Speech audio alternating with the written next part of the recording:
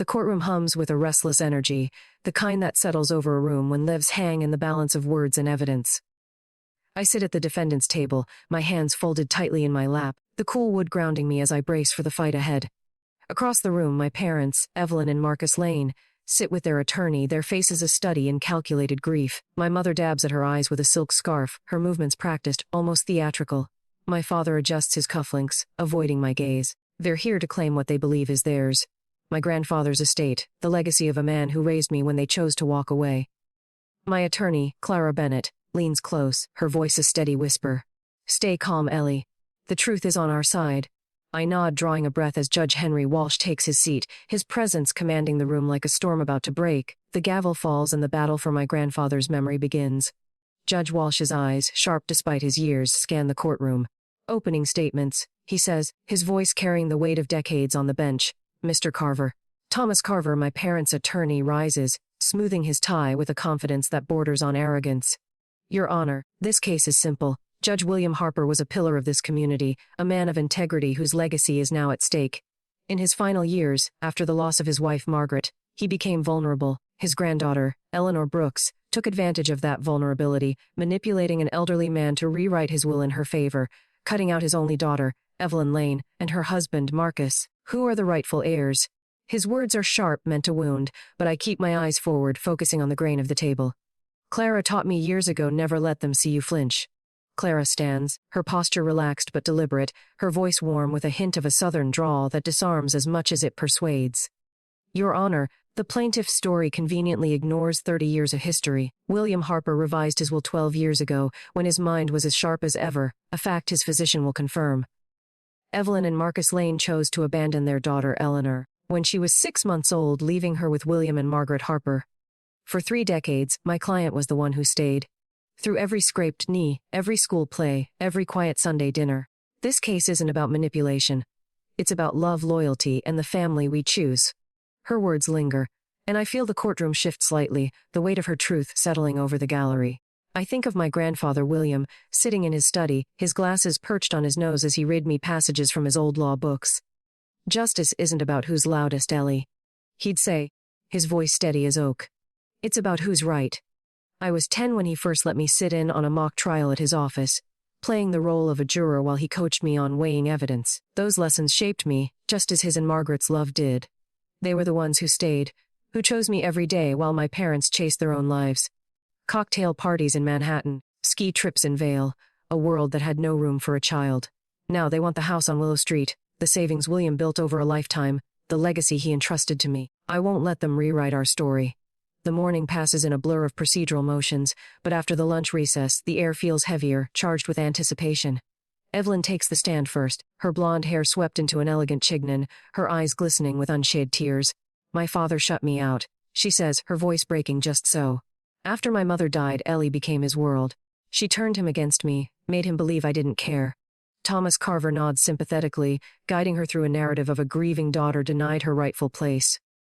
The gallery murmurs, and I feel the sting of their judgment.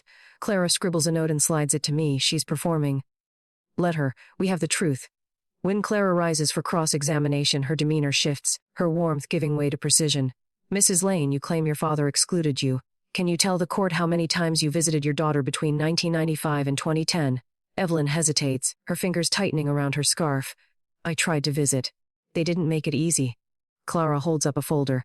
These are visitation logs from the Harper household, signed by you on exactly 7 occasions in 15 years. 7 visits in over 5,000 days. Does that sound like a mother fighting to be present? The courtroom falls silent, and Evelyn's composure falters, her lips pressing into a thin line. Clara doesn't pause. Let's talk about communication.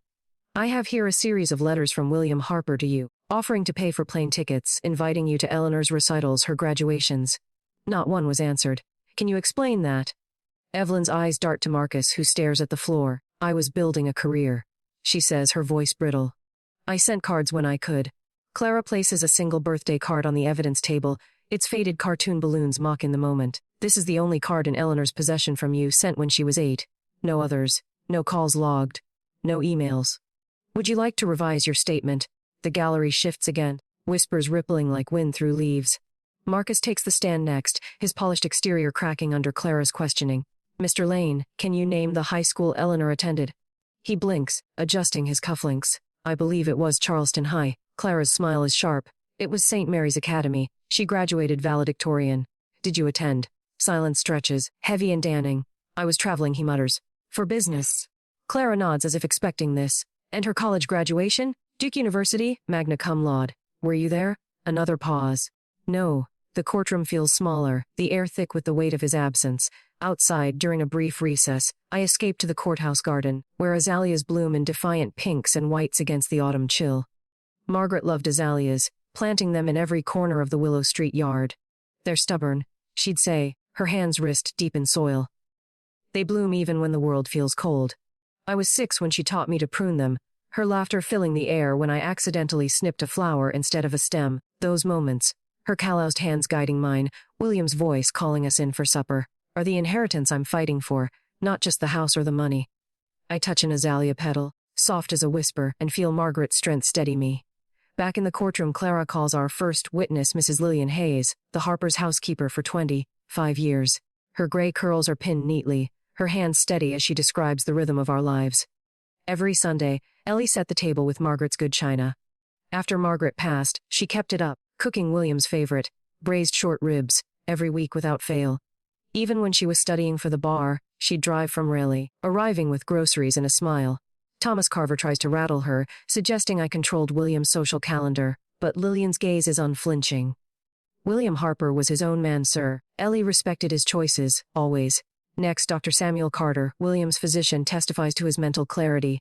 I examined Judge Harper 3 months before his death, he says. His memory was sharp, his judgment sound.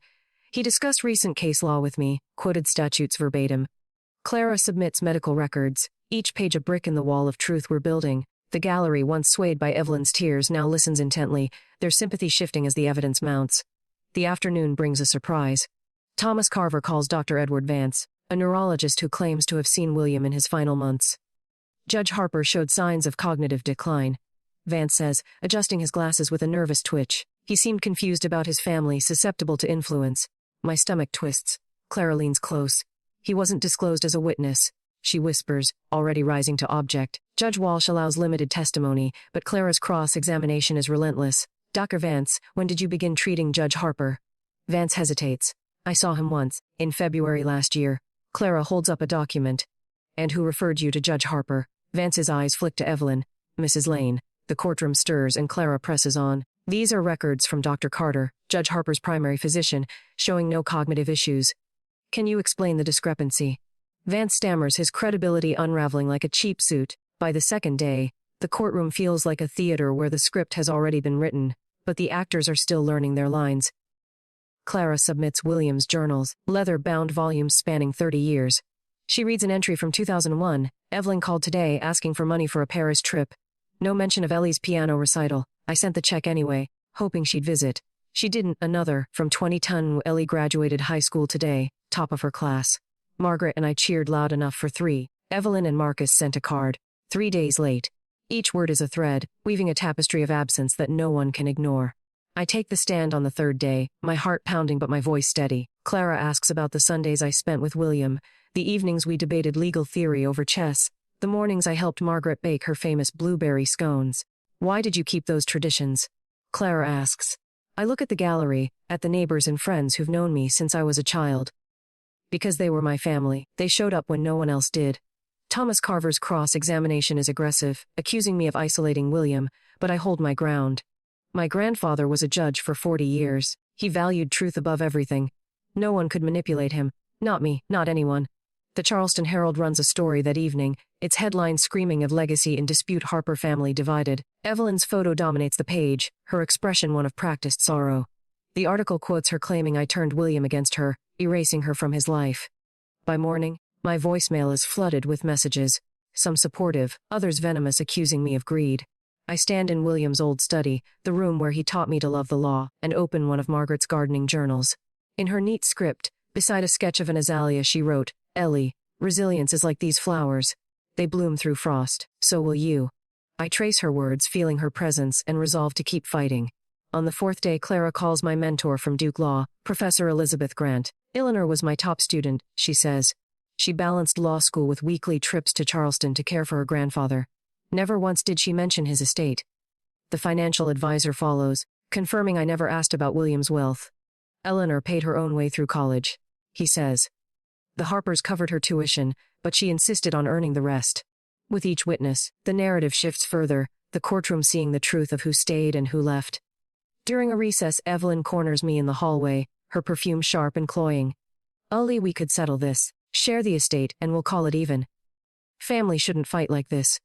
Her words are honeyed, but her eyes are cold, searching for a crack in my resolve. I think of Margaret's azaleas, blooming despite the frost. "Family shows up, Evelyn." I say, my voice steady. "You didn't."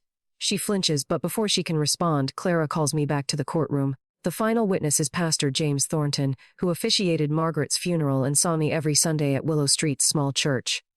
"Eleanor was William's shadow," he says. "She was there for every sermon, every potluck, every hospital visit when William's health began to fail.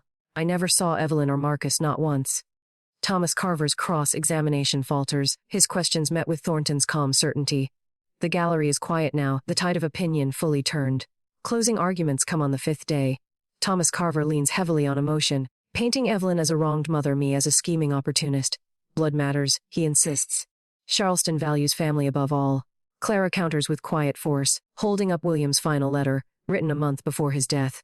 "Eleanor, you are my heir because you chose me." She reads, her voice clear. "Not out of obligation, but out of love. Family isn't blood, it's presence." She turns to the bench. "The evidence is undeniable. William Harper made his choice with a clear mind and a full heart. Let his will stand." Judge Walsh deliberates only an hour before delivering his ruling. "The evidence shows that William Harper was of sound mind when he executed his will." He says, his voice steady. "The plaintiffs have provided no credible proof of undue influence or diminished capacity. Their claim is dismissed with prejudice, and they shall cover the defendant's legal fees for this meritless suit." The gavel falls, and the courtroom exhales.